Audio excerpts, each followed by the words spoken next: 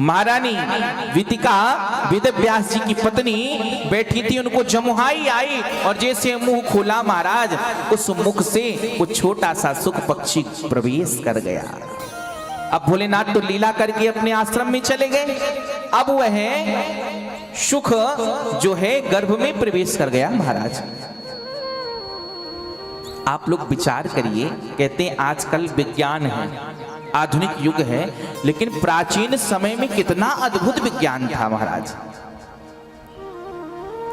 अब जब 12 वर्ष व्यतीत हो गए तो एक दिन माता कहती हैं वेद व्यास जी से कि प्रभु मुझे ऐसा लग रहा है कि मेरे गर्भ से कोई मंत्र की ध्वनि आ रही है क्या? मुझे ऐसा लग रहा है कि मेरे गर्भ में बैठकर कोई मंत्र उद्घोष कर रहा है क्या? मंत्र ध्वनि कर रहा है क्या? भगवान के नाम का स्मरण कर रहा है क्या? मुझे ऐसा लग रहा है। भगवान वेदव्यास ने कहा देवी तुम्हें पता नहीं है, तुम्हारे गर्भ में तो एक बहुत बड़ा महात्मा बैठा हुआ है। अब आप सोचिए, लोग कहते हैं क्या करें, भजन करने के लिए जगह उपयुक्त नहीं है, साधना करने के लिए स्थान उपयुक्त नहीं है, पर जिसे साधना करनी होती है तो गर्भ में बैठ के भी साधना कर देते हैं। अब आप लोग विचार करिए कि क्या हमें विभीषण से भी ज्यादा परेशानी है? लंका में यदि भगवान का कोई नाम ले ले तो मृत्युदंड दिया जाता था। रावण ऐसा भाव रखता था भगवान के भक्तों के प्रति, पर जिमि दसनन महो जीव बिचारी, ऐसे विभीषण जी थे, पर फिर भी भगवान का नाम नहीं छोड़ा।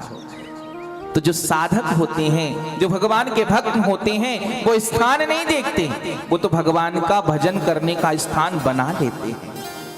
अब बताइए, गर्भवास समम दुखम भूतो न भविष्यति, गर्भ जैसा दुख, लेकिन वहां तो संत जी को दुख लग ही नहीं रहा, वहां तो साधना चल रही है।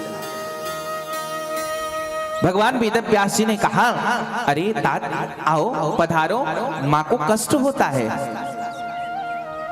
अंदर से ही बोल पड़े, गर्भ से ही बोल दिए, बोले हम तो नहीं आएंगे, आई एम नॉट कमिंग, मैं आने वाला नहीं हूं। बोले क्यों?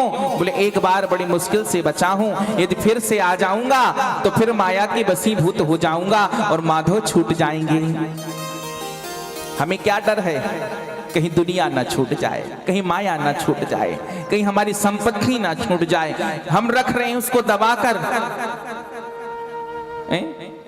महाराज अभी मैं आज सुबह प्रातः काल मोबाइल में देख रहा था, उसमें एक वीडियो था कि एक माता जी गाड़ी में ऐसे पूरी मृत अवस्था में पड़ी हुई हैं और उनका ही कोई परिजन, कोई रिश्तेदार जो है उनसे अंगूठे लगवा रहा है कागज में। सोचिए कितनी आसक्त भरी दुनिया है। आपको लगता होगा कि आपसे कोई प्रेम करता है, आपसे कोई प्रेम नहीं करता महाराज। सब अपने आप से प्रेम करते हैं, कोई किसी से प्रेम नहीं करता। कोई आपसे कहना कि हम आपसे बहुत प्रेम करते हैं, समझ लेना पक्का झूठा है। क्यों? बस ज्यादा नहीं, एक हफ्ते उसकी बात मत मानना, आप चुपचाप रहो, कुछ मत बोलो और कुछ मत करो, घर पे चुपचाप बैठे रहो, फिर पता चल जाएगा कितना प्रेम कौन करता है। तो महाराज जो आपने कमाया है, जो आपने इकट्ठा करके रखा है, उसका सदुपयोग करिए, उसको धर्म कार्यों में लगाइए, यज्ञ कार्यों में लगाइए। क्यों? क्योंकि हमने तो नहीं देखा कि आज तक कोई बांध के लेके गया है। आप लोगों ने देखा हो तो बताइए, आज तक कोई भी बांध कर लेकर नहीं गया। और जमाना तो ऐसा आ गया है महाराज, कहने में कोई बहुत अतिशयोक्ति नहीं है कि हमें नियम के अनुसार पिंडदान और तर्पण भी मिल जाएगा, ऐसा भी कोई निश्चित नहीं है। आजकल की जो नई पीढ़ी आ रही है महाराज, एक माता जी थी, उन्होंने अपने पुत्र को अपने पति देव की अस्थियों को विसर्जन करने के लिए दिया। अब महाराज विदेश से आया था बालक, पढ़ा लिखा, आधुनिक जमाने का, ले गया अस्थि विसर्जन के लिए, और उसके घर से गंगा जी 12 किलोमीटर दूर थी, ज्यादा नहीं थी, 12 किलोमीटर दूर गया। उसने दिमाग लगाया, कौन 12 किलोमीटर दूर जाए, जो नाला बह रहा है ये जाकर गंगा जी में तो मिल जाएगा। अब इसी में डाल दो, पहुंच जाएंगी अस्थियां। अब उसने महाराज अपने पिताजी की अस्थियों को डाल दिया नाले में। अब वो जो जीवात्मा थी, वो जीवात्मा भटकने लगी, उसको कष्ट हुआ। रात्रि में अपनी पत्नी को स्वप्न दिया, देखो ये कैसे धूर्त बालक के हाथों मेरी अस्थियों को सौंप दिया तुमने, इसने तो मेरी अस्थियों को नाले में डाल दिया। मां प्रातः काल उठी, क्यों बेटा तुमने ये क्या किया, पिताजी की अस्थियों को नाले में डाल दिया?